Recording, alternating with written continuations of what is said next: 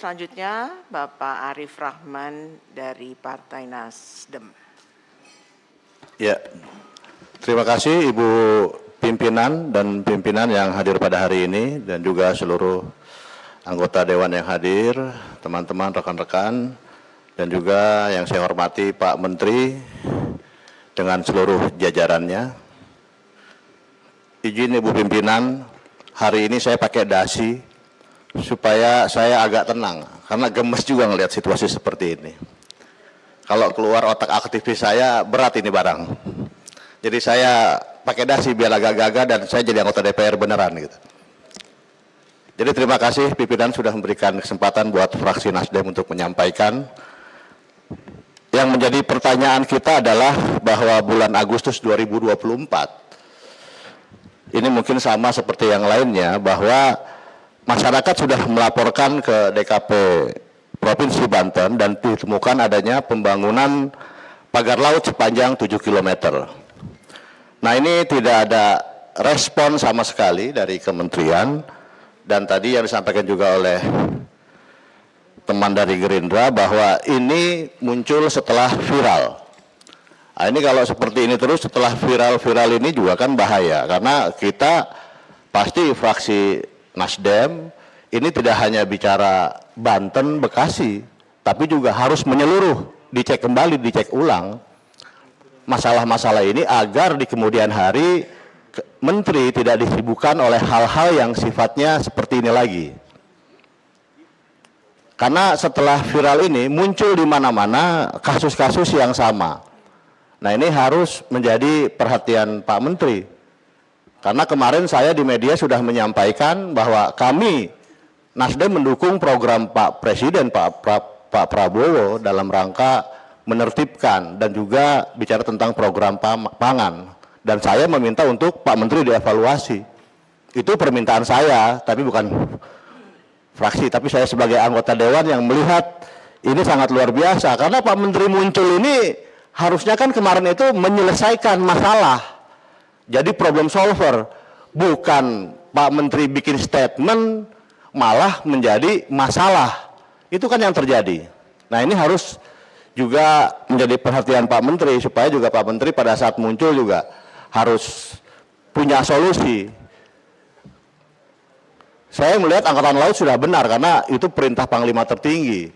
Tapi Pak Menteri sebelumnya muncul disegel. Nah, ini harus ada evaluasi. Karena bagaimanapun sepanjang rentang dari Agustus sampai Januari 2025, kemarin juga kami turun ke wilayah mangrove, kita ketemu dengan nelayan, saya tanyakan, ya nelayan selama ini merasa terganggu dengan adanya pagar itu. Jadi ini harus menjadi perhatian kita semua agar Pak Menteri juga ke depan bisa bekerja lebih baik.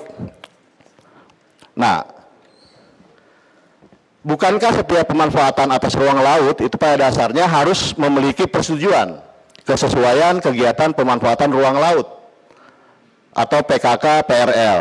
Nah, dari Kementerian Kelautan ini kan harusnya juga tahu, karena 266 HGB tersebut itu mendapatkan PKK PRL dari kementerian yang Bapak pimpin harusnya kan. Enggak, maksudnya harus tahu Bu, harus mengerti, harus tahu. Harus tahu.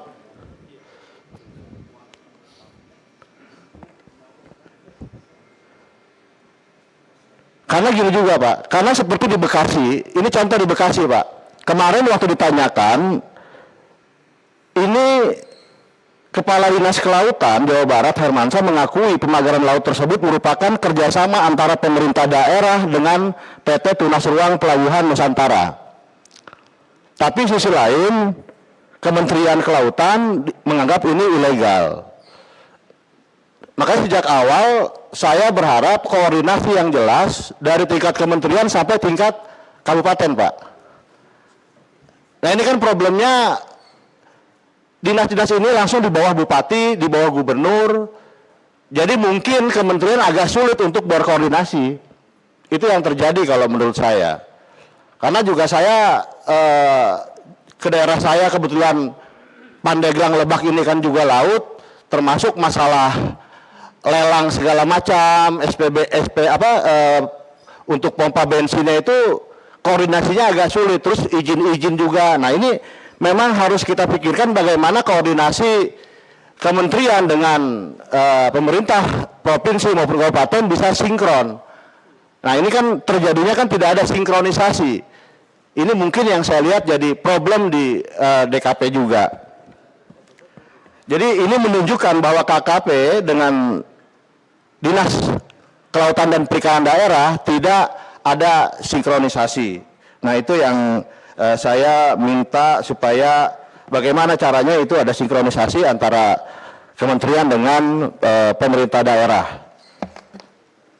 Mungkin itu beberapa gambaran yang saya sampaikan dari fraksi Nasdem. Yang paling penting sekarang ini kan kalau HGB itu ada di laut, dulu saya nggak percaya kalau ada orang punya giri ke laut, Pak. Dulu wah kita punya giri ke laut. Ternyata sekarang beneran ternyata ada HGB di laut ya. Ini jadi pertanyaan kita dan itu tidak mungkin kan, itu kan harus pasti ada koordinasi. Makanya juga ini menandakan bahwa koordinasi antara kementerian ini juga bermasalah menurut saya.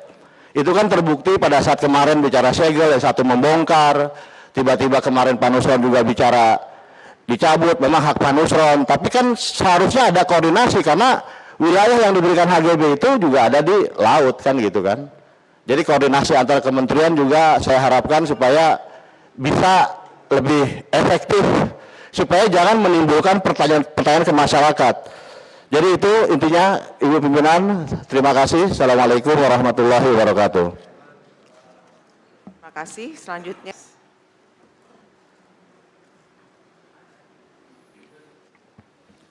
Baik, Assalamualaikum warahmatullahi wabarakatuh. Hidup nelayan. Merdeka. Terima kasih Ibu Pimpinan yang kami hormati, Pak Menteri beserta dengan seluruh jajaran. Pertama, kita ingin sampaikan bahwa tugas besar kita adalah mewujudkan swasembada pangan. Di mana-mana semua kementerian lembaga yang menjadi mitra, terutama di Komisi 4 adalah mewujudkan swasembada pangan, termasuk di dalamnya endingnya adalah mewujudkan kesejahteraan nelayan dan masyarakat pesisir. Pak Menteri yang kami hormati, Ibu Ketua dan seluruh teman-teman anggota Komisi 4, kami mengingatkan bahwa laut adalah milik bangsa dan negara kita. Laut adalah sumber daya alam yang diharapkan mampu menjadi support untuk kesejahteraan nelayan kita. Kalau kita bisa optimalkan, mungkin potensi kelautan kita bisa ribuan triliun untuk kemudian menjadi salah satu pengungkit kebangkitan ekonomi nasional kita. Nah, ini yang saya tarik dari kasus pagar laut, bukan hanya di Tangerang, tetapi juga mulai muncul kemudian di Surabaya berkaitan dengan sertifikat di atas permukaan laut, kemudian juga ada di Bekasi. Saya ingin mengingatkan tentang amanah Undang-Undang Nomor 7 Tahun 2016 Pasal 25 Ayat 5 yang berbicara tentang akses kepada nelayan-nelayan kecil kita.